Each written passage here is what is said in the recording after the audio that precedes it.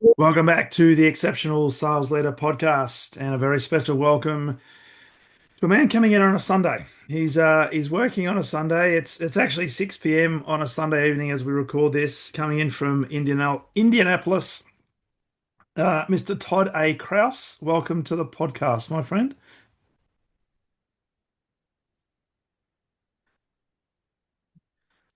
Welcome to the podcast, Todd. Can you hear me? Yes, I can. You broke up for a moment. Thank you for having me on your podcast, Darren.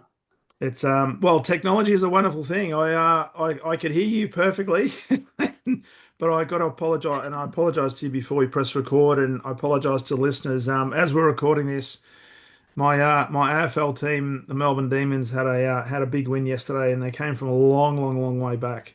And suffice to say, I'm a bit hoarse in my voice on a Monday morning, so I do apologise if I break in and out of my voice. So Todd, we'll do our best. Well, first of all, congratulations on the win. It sounds like it was really an exciting game.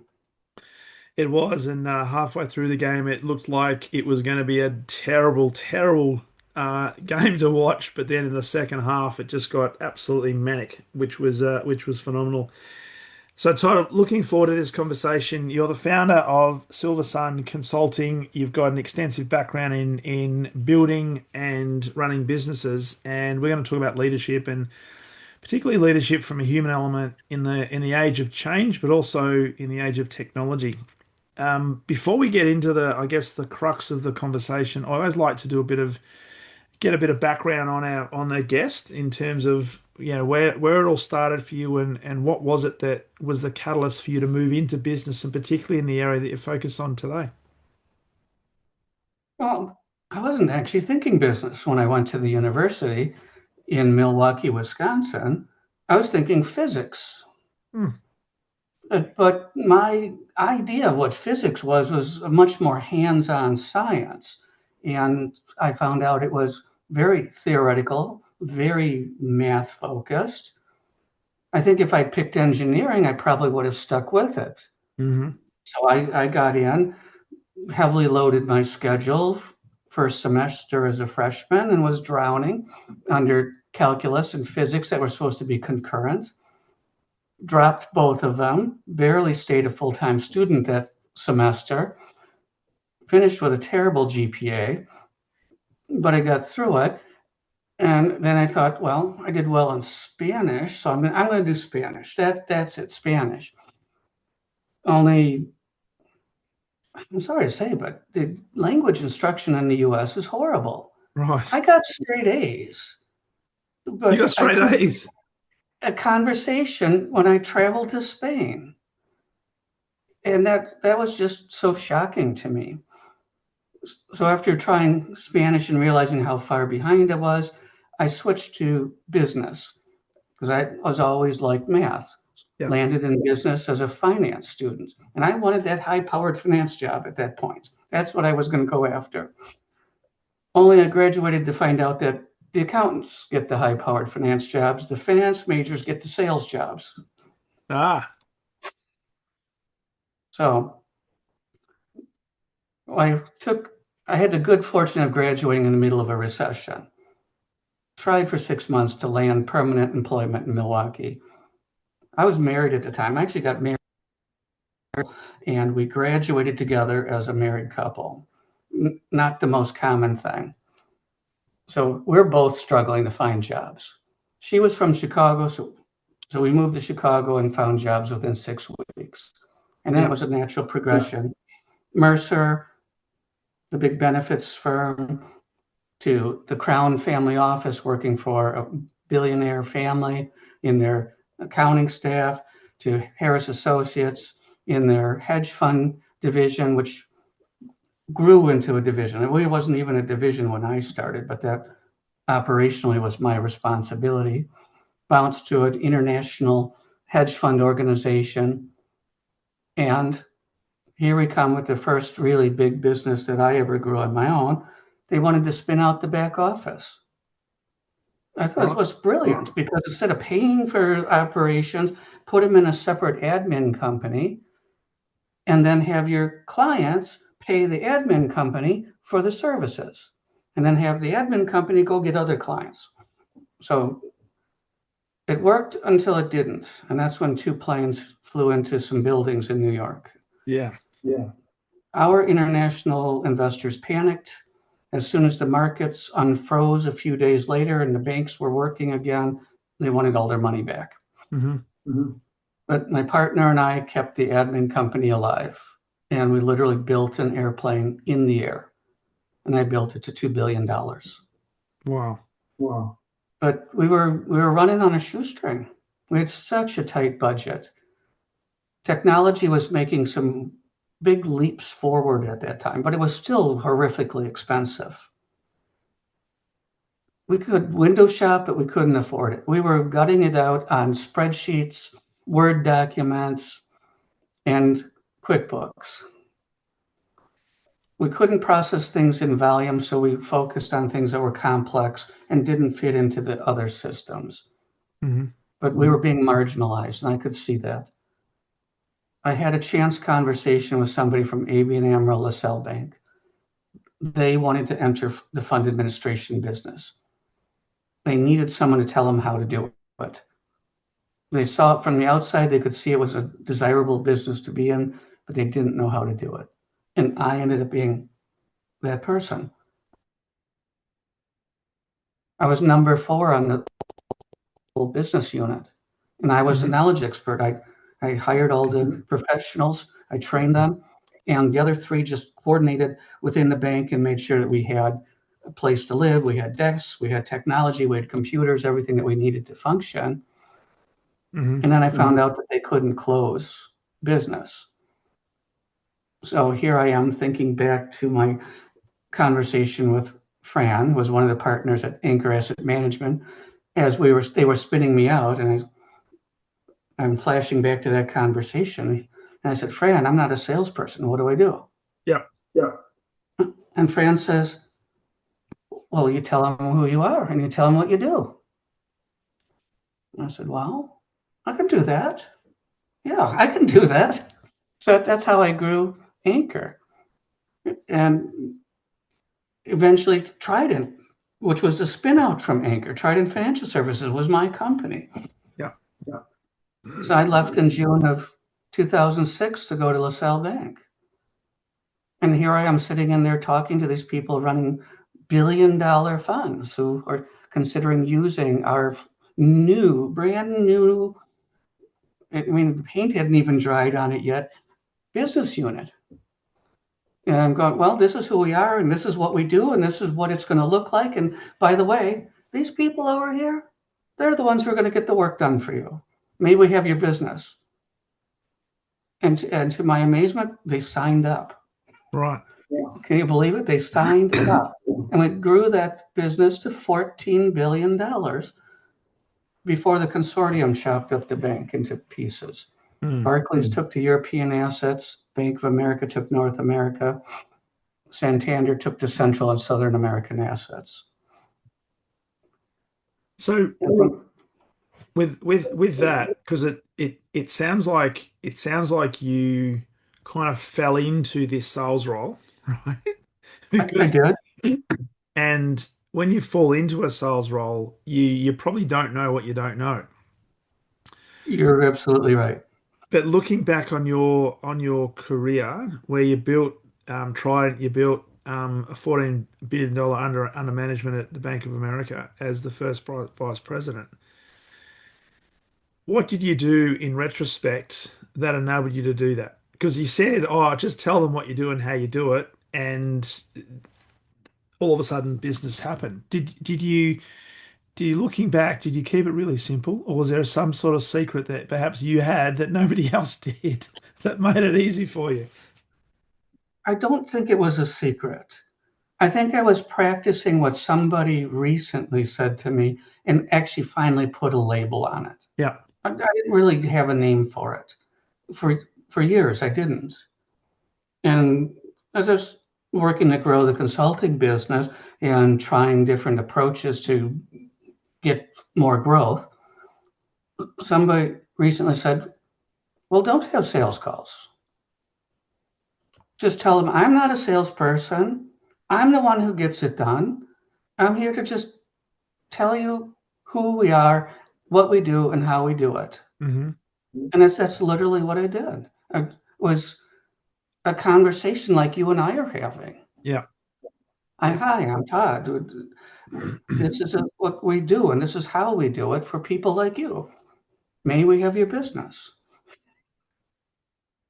And it was that simple.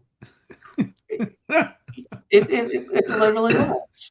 It wasn't any of this, oh, you've got to get them warmed up and you've got to keep them warmed up and you've got to dig real deep. And it was just a very genuine person to person type of conversation about who we are, what we do, and where do we have some common ground. Yeah. Yeah. Love that. How much of it do you think, Todd, was the fact that you were representing I guess, a brand that was relatively at that time pretty well known? And in work that you do today, what do you say to people in organizations or founders of organizations or executives and so forth that perhaps they don't have the logo behind them? And Well, how do we actually get access to the right customers and how do we build that level of credibility? I would beg to differ slightly with you because Trident was not a brand Okay. when I launched it. It was a nothing. We managed over time to turn it into a brand. In fact, the whole transition really happened with Anchor collapsing at the end of 2002 and me getting up after New Year's Day had passed 2003 saying, well, it's time to get to work and make this thing go somewhere. Mm, Nobody knew who Trident Financial Services was. In fact, we didn't have a website for a long time. okay. And finally, my partner said, I think we got to put some sort of a website together just for credibility. They don't believe we're real. So we paused and actually put together the simplest of little websites, and that actually gave us some credibility. Yeah. But I was doing the same thing. I didn't have a name for it then, that I ended up doing a few years later at LaSalle Bank. Now LaSalle Bank has this Fortune 500 name behind it, but Yeah. I did it at a little nothing startup and then repeated it at Fortune 500 and have done it a few times since at companies large and small since, including my own consulting business. Yeah. Yeah. So if you were to then to distill it down, because I want to talk about systems and building workplace cultures and stuff like that.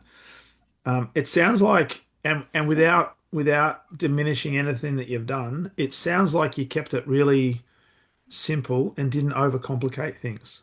So you didn't try to become or appear to be bigger than you were. You were quite authentic and real in the conversations that you were having, and you're able to build a level of credibility within your customer base that they trusted you.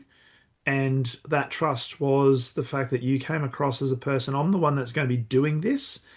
And eventually it would have been teams behind you doing this, but how much of the growth do you put down to the fact that you were just real and dare I say it, authentic? I have to give the credit to that.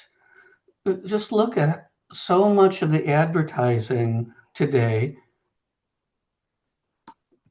You can just hear people's BS indicators beep, beep, beep, beep, beep. I'm not sure I believe this. They're promising the sun, moon, and the stars. It's just too good to be true. Yeah. And so often it is. We get jaded and we just stop believing it. Then somebody comes on and says, hi, how are Mm. you, Daryl? I'm Todd. Yeah. If you have a couple of minutes, I'd love to introduce myself and tell you who I am and what we do and how we can help you. Yeah. You got a couple of minutes to talk. And you know what? When you ask people for 5 minutes, you usually end up talking for half an hour or more. Mm, yeah. If there's a connection. If there's a connection. If there's not, they'll tell you pretty fast. Yeah, they will. They will. So I'm interested in you mentioned a couple of things there. You mentioned the planes going into the World Trade Center, so 2001. You would have gone through the GFC in 2008 as well. So Yes. can we talk a little bit about building businesses, growing, dealing with uncertainty, particularly when the macro markets are really uncertain and probably there'll be institutions that are quote unquote panicking. Um, in the growth that you've actually developed in those businesses, what are some of the keystones or principles that you've learned through dealing with things that are outside of the organization's control, but still being able to build, excuse me, a good leadership culture and a good engaged culture through those times of uncertainty? Are there any specific things that you did that you think differentiated you against, say, your competitors or other organizations that perhaps didn't thrive through that time? Yes, definitely some things. So working from the outside in, boy, as scary as times like that are to live through, oftentimes the upheaval creates a lot of opportunity because it throws everything into question. Do we have the right people? Do we have the right service providers? Do we have the right tools? Maybe we need to pull back a little bit. Maybe we need to find something different. Mm, So with upheaval and change comes opportunity.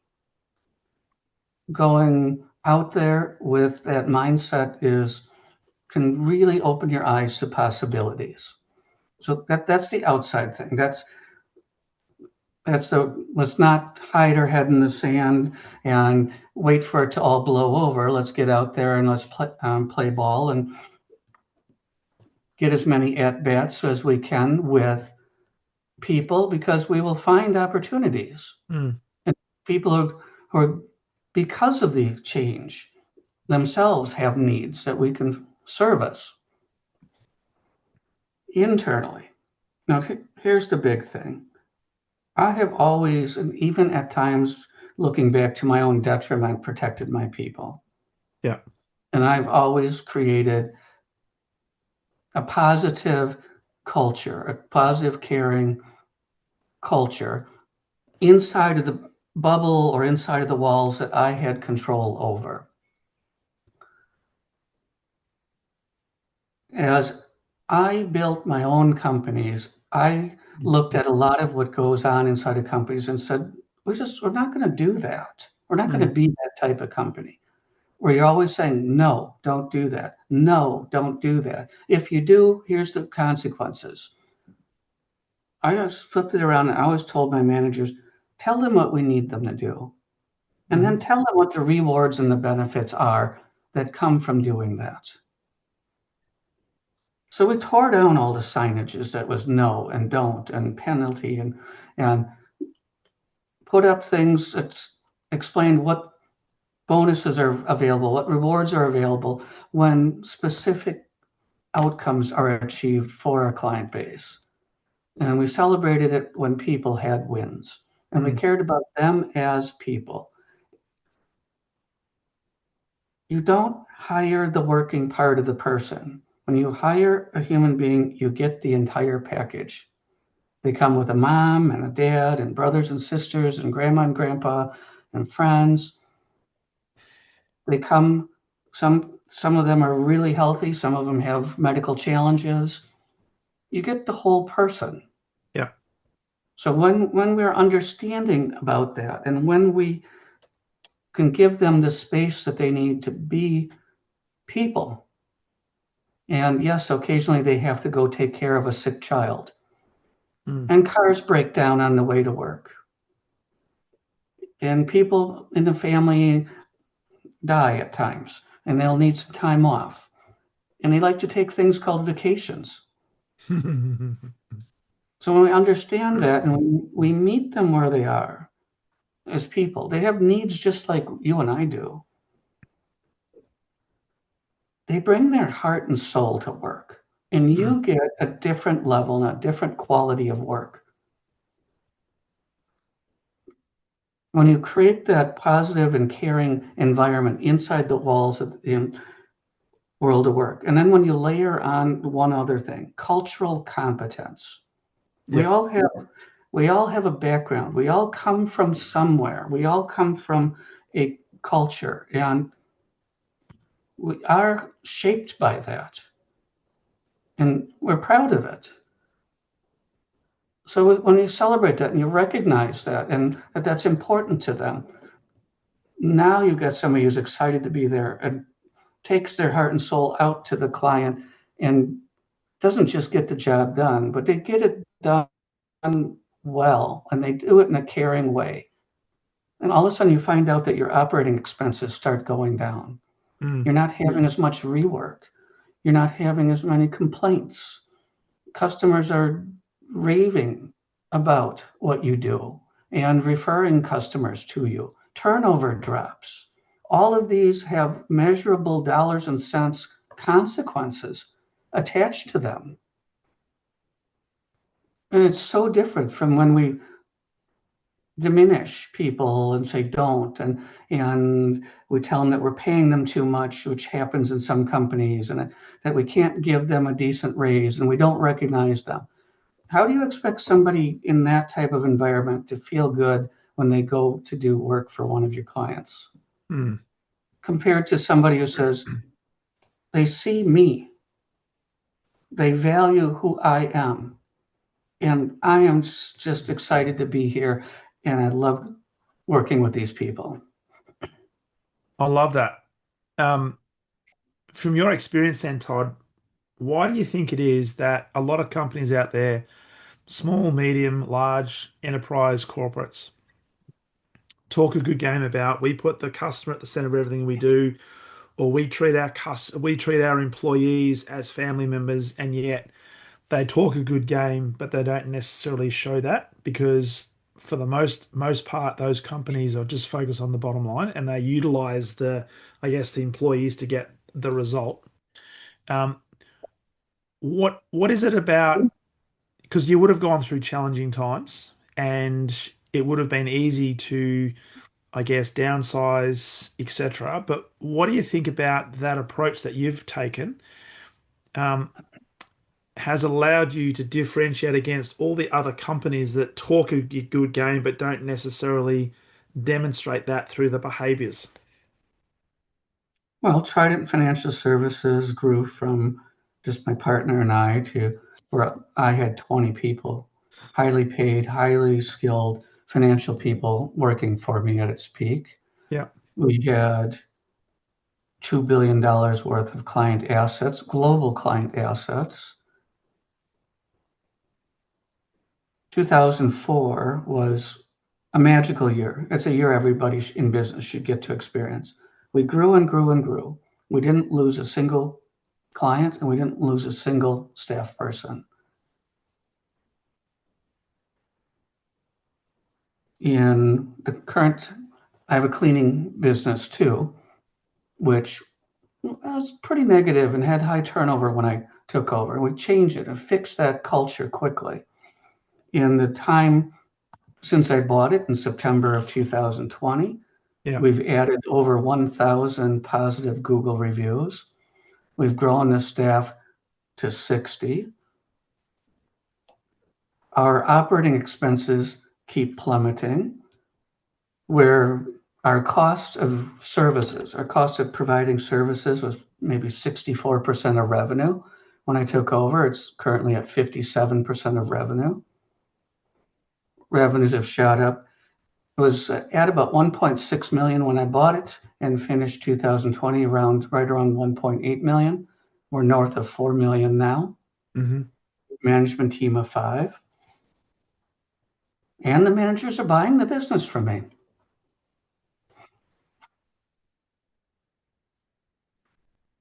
So what does that tell you?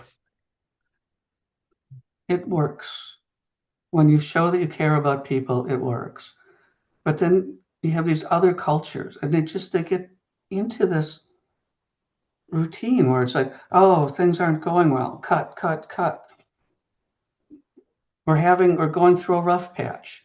No raises, no bonuses, and they don't even recognize people. They just work them harder. Yeah. Somebody left. Congratulations, you have two jobs now. Mm. And where do you think that comes from? Because you talked about cultural competence, and I've seen in my own career a lot of corporate leaders come into an organization and they think the way to have, I guess, their imprint on the organization is to make structural change. And often that structural change has people displaced or reallocated.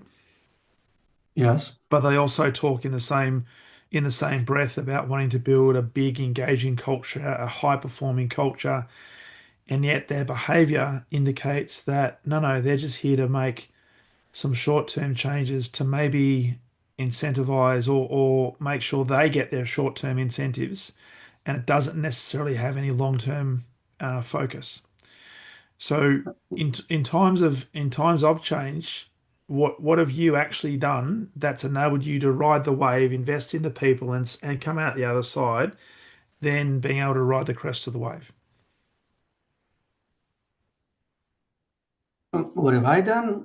I have stayed with the people I had, stayed with all the compensation plans that and promises that we've made. We've kept the culture positive. We've kept it caring in a genuine way. And Mm, that's a huge differentiator there because you've asked the question a couple of times from slightly different directions. These other larger companies, it tends to be the larger ones where this happens, are very focused on the financials and the bottom line and the reporting to the shareholders. What mm, bonuses are tied to achieving certain metrics. So they say all these things to the employees because they believe they have to, and it's necessary that it's somehow it's going to make the employees care and work harder. Even though the employees are not stupid people, they see what's yeah, going on. They're experiencing it every day. yeah, The lack of appreciation, the lack of uh, rewards and bonuses and benefits, the fact that every time somebody in the group leaves, it's more work for the people who are left, and just get it done, get it done, get it done. The constant pressure. yeah. They get there's it's in incentives at the top that are misaligned with what the organization needs for long-term health. Mm, It's a little bit like our political structure. We need our politicians to make good long-term decisions for us as the people who live in the country. yeah, But their focus is winning the on the next election, yeah, a couple of years away. So they want to do what gets them what they want in a couple of years when the election cycle comes around. And it's not always in alignment with what we, the people living there, need. mm, So put that back into the corporate world, and you have annual bonuses and compensation structures that are huge for these executives, and they're focused on December, the next yeah, 12 months, the next yeah. 12 months. But that's not always in alignment with what the company needs to be a healthy, thriving company in 5 years or Mm. 10 years or beyond. Well, and they're taking that short-term, almost instant gratification approach and thinking, well, if I like a politician, if I get elected for the next election, then it means I've got certainty. But then I'll actually promise the my constituents as to what they want. But then I'm going to be focused on the following election, unless you're in and president of the United States, you've only got two elections you can be president for. It's just fascinating because one of the other things I wanted to talk to you about was developing teams that take ownership. And I think you've talked about this, that if you actually genuinely care about your team and you show them how to be rewarded for the work they do, and you're genuine about that and authentic and you do care for them, then they're more likely to increase their level of discretionary effort and the company will be taken care of. You just mentioned before that in the cleaning business, your operating costs as a percentage of revenue has gone from 64 down to 57%, and you've now got the management team wanting to buy you out in terms of the company. That says they've got a very viable business that they can see the future and it's going to continue to grow. Absolutely, it's going to grow. For them, it's just an amazing story because they started as cleaners and then they promoted into a manager, but at a low level. And all of a sudden, this opportunity came along. I took over, I saw potential, and we just kept elevating them and broadening out their roles and working on their skills and what their abilities are, Yeah. developing them. And now they've gone from being cleaners to when it goes through to company owners. Yeah. So, I mean, I teach one of the frameworks I teach called LEAD. So it's about step one, you have to let go of things so that Mm, other people can grow and can actually be, evolve beyond their current spot. So when you let go, then you have to also empower them because just yeah. putting something on somebody's desk doesn't mean that they have the authority and the ability to actually get it done. So there's an empowerment factor to them. We have to give them what they need to be able to do it.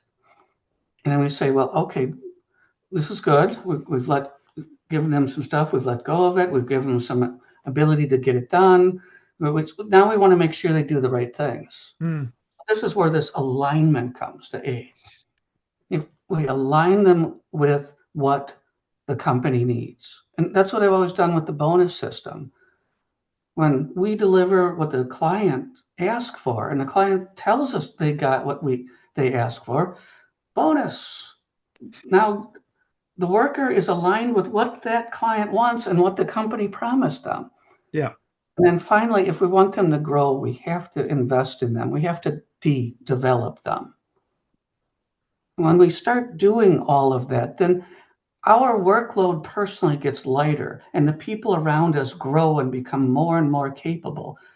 And we don't have to question everything they're doing because we know that their values Mm, are aligned with our values. And when our values are aligned, I can trust the decisions you make. yeah. I love that. And the lead is let go, empower, alignment, and develop.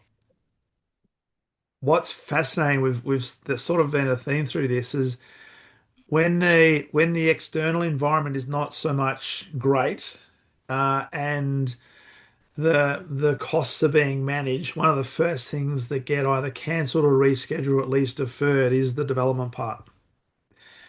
And the fascinating thing is, and you've seen this through history, that the great companies that become sustainably successful are the ones who will double down on that empowerment, double down on the alignment, and certainly double down on the development when they're going through times of uncertainty and certainly times of turmoil. And that, funnily enough, starts to build more robust, tighter culture where more of your team are invested because they know they're going to be taken care of because they're going to take care of the company. That's right.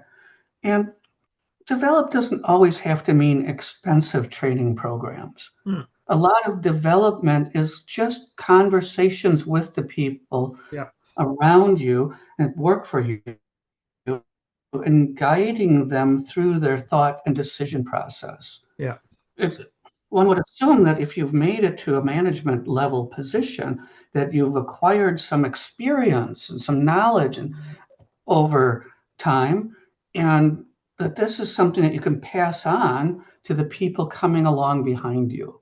Yeah. That's development too.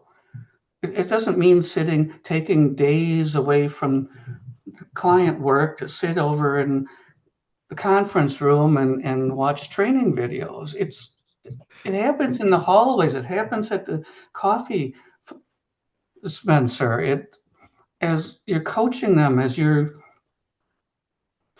molding them. Yeah. Absolutely. Absolutely. Um, I wanted to talk to you about because no conversation in 2026 is devoid of this thing called technology, and particularly artificial intelligence or AI. Uh, you've seen a lot of changes probably over the last 20 odd years involved in the businesses. I'd love your take on technology and how it's going to help or not shape businesses moving forward. But what's your take on certainly AI? And the theme through this conversation has been very much a human-centric approach. There's a lot of people out there that are talking about the fact that AI is going to take jobs over and all this sort of stuff, and you've got a very specific view on that. But as a business owner and as a consultant, what's your take on AI and where the opportunities are, but perhaps also where some of the challenges may be? Okay, well, let me start that off by saying I'm not anti-AI or anti-technology. I believe in their proper places, they are wonderful tools Hmm. and they help us do a lot of amazing things more quickly than we could just a few years ago. Now, there's the hype that all of us hear and see bubbling through the news. Beneath the surface, there's a slightly different dynamic going on in the financial world. And the financial professionals seem to be of the opinion that there's going to be a shakeout soon in the AI world, not unlike what happened in the late 1990s when there was a shakeout in the technology world. Yeah. There are so many startups that have happened, they receive just enormous valuations without really having much revenue to show for it. There have been several significant thought leaders who have commented that AI isn't truly intelligence. It's a bit of a misnomer. What it is it's very, very good at very quickly scanning the cumulative knowledge that's available out there on the web, assimilating it and processing it and reorganizing it into responses to queries. Mm. Several of these thought leaders said it's really not creating anything new. So we have to understand it's not intelligence. We have not developed any intelligence as artificial, not yet anyway. Yeah. What we have is a tool that's very fast at grabbing things and organizing it and creating stuff for it. That's powerful. Hmm. So therein lies both probably the benefit and where we also have to be somewhat cautious too, because in a matter of minutes we can pull together a lot of material and do some research on things. So we're living in a world where suddenly you have to question, is it real or is it AI? Yeah. If you remember years ago, Memorex had that commercial, is it real or is it Memorex? And they were commenting on the quality of the image of their video cassettes. So that's a real issue there because you see it in the world where it comes to hiring. We have AI scanning through everybody's resumes, but everybody's on the other side using AI to create those resumes. And and the employers I've talked to said when I meet the real human being behind it, sometimes there's a huge disconnect. Yeah. Funny about that. They look so good on AI paper, but the real in the flesh person was quite a shocker. Well, it's interesting you say that because I've seen a lot of sales teams, a lot of salespeople have used AI and continue to use AI to build proposals. and executive summaries and PowerPoint decks and things like that. But at a certain stage in the buying cycle, they still have to sit down and talk to their customer, and the customer's going to interrogate them about what their proposal is. And if you've given all of your power, quote unquote, over to the AI engine, you don't know what you're talking about because it's the AI that's created it. So it still has to be you.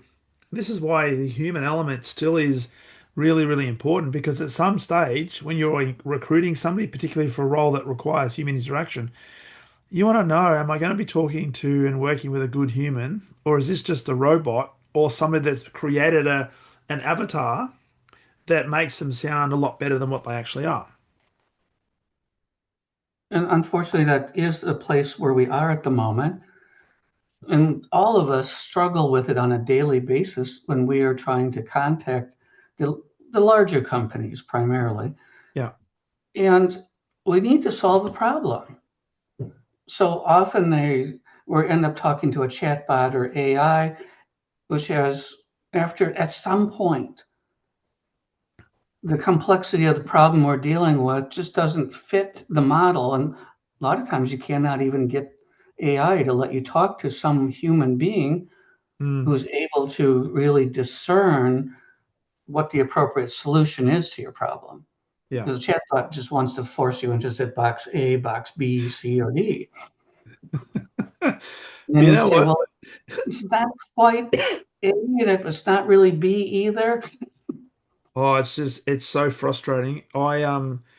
And this goes back to maybe 5, 10 years ago, where companies were in their customer service functions, they would have a telephone number, but behind the telephone number, they would have a menu system where you have to press one for customer service, two for finance, etc., etc. And the decision tree was such an extensive tree that you'd have to go through 5, 6, sometimes 10 different layers to try to get to somebody. And then when you try to get to the last person, sorry, this is not my role. You have to go back to the start.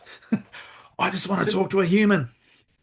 That's unfortunately where it's true. And here's the financial impact of that. See, we no longer have relationships with each other at that level. Mm, So if I don't have a relationship with you as somebody at the company whose product or service I've purchased, then what am I going to base my decisions on? yeah, I'm going to base it on price. And if you give me a bad experience, well, it better not cost me a lot, or I'm going to go down the street to the next lowest provider. And it becomes a race to the bottom yeah, on price because you haven't layered on a relationship on top of it. You haven't layered on the service on top of it that makes customers want to stay with you. yeah. And that's So the there's thing. really the whole part of running a business is like having a coin in your hand. And on one side, the customer says, I want what you promised. I want you to deliver it at a high quality consistently. And when I have a problem, I want to be able to talk to you. Yeah, So I'm going to flip that coin over. And what does the business want? Well, the business wants to deliver it efficiently. They don't want to use any more resources than they need to. They want to deliver it effectively. That means do everything you promised. And hopefully they have a real, true commitment to mm, service, yeah, meaning you can get to somebody who can solve your problem when it's necessary. totally. And as simple as that sounds, it's actually quite functional, but also very profound because the customer gets what they wanted, the company delivers what they promised, and there's no misinterpretation. There's alignment. And when there's alignment, from a selling point of view, it means more times than not that customer is either going to want to continue to do business with you and or they're going to refer other companies and other people within their network to you as well, which means, as you were talking about before, your cost to serve and your cost to acquire potentially goes down because you've now got ready-made customers that are wanting a piece of what their colleagues are having because you're delivering what you're promising. I mean, you can't overlook the benefits of having a seasoned, trained work staff that's familiar with what it is that you provide to your customers and can do it quickly, effectively, efficiently. They Yeah. don't make many mistakes. You're not doing a lot of rework. And Mm, and here's the even bigger one. They stay, mm. which means you're not constantly hiring and training and going through that learning curve that happens with newer employees as they season and become experienced at delivering your goods Yeah. and services. Yeah. Yeah. It's actually it's quite logical when you think about it. And I don't know why leaders and I don't know why executives overcomplicate this. It should be really simple. Um, I really think it comes back to their short-term focus on the annual bonus versus the long-term focus of the company and its needs to be a thriving company. and I think as part of that, because they're so focused on their short-term bonus, they take their eyes off the most important asset they have, and that is their customer base. So if they focus their efforts on the customer, all of that short-term bonus stuff should be taken care of because it's ethical. Because you should be making decisions and performing for the long-term viability of your business, not just the short-term incentive of yourself. And it does work. It does. For the companies that actually do focus long-term, you see them have staying power in the marketplace. They You see do. them with staff that has longevity. Mm, yeah. And there are a lot of organizations, certainly here in Australia that I work with, that they've got people who've been in their businesses for 20, 30 years. And it's not because they're stuck there, it's because they choose to stay there because they're well taken care of, they're remunerated well, they are respected, and they're making a contribution to the business. So why would they leave? And then over time, your coworkers get to feel like a second family, Yeah, which is also something that tethers people to the business. yeah, And 100%. they cheer each other on, they support each other through the difficult times. It does a lot for the culture and the productivity. It does. And you mentioned BS before, and in Australia in particular, we're pretty good at having the BS detectors or the BS meters, and customers in particular know that when they're interacting with a representative of a company, they get this feeling whether what the representative is saying and what they're showing, whether that's in alignment or not. But it's the companies that can keep that in alignment and they don't make promises that they know they can't keep. They're the ones that have the sustainability because they don't pretend to be anybody that they're not. And there's one other thing that you're going to see with the people who are just genuine. When they know that they can't guarantee something, they're going to tell you. Yeah, And as disappointing as it might be to hear that they can't guarantee it, what they are doing is they're being genuine, they're being mm, honest with you. And yeah, that's something that you have to really appreciate. yeah, So while you're going, darn, I really wanted that guarantee that it absolutely will do these marvelous things for me. And the person says, this is what it will do, this is what it won't do. I yeah, can't make promises that it's going to do all these other things too. yeah, absolutely. And that's integrity. It's integrity. Todd, thank you. It's been a great conversation. Lots of great things we've spoken about. I'm conscious of time being a Sunday night for you as well. For people who've been listening into this conversation, I'd like to know more about you and what you do. Where's the best place for them to connect? Please go to www.silversun, that's Silversun, consulting.com. You're going to find emails to reach me, and you're also going to find my personal cell phone number right Okay, there. nice, So feel free to pick up the phone. I'm a one call away. I'd love nice, to talk to you. brilliant. I'll put that in the show notes and encourage people to reach out and connect with you because we have listeners all over the world. So you might be getting calls from anywhere.